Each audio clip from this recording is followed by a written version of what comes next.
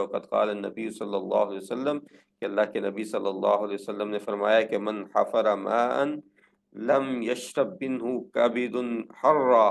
من جن ولا انس ولا سبع ولا طائر الا آجرہ اللہ یوم القیامہ، کہ جس شخص نے جو ہے وہ پانی کھودا، یعنی کنواں کھودا، ٹھیک ہے، اور اس میں سے کسی بھی پیاسے جاندار نے، چاہے وہ جن ہو، انسان ہو یا پرندہ ہو، اس نے جو ہے پانی پیا، یا وہ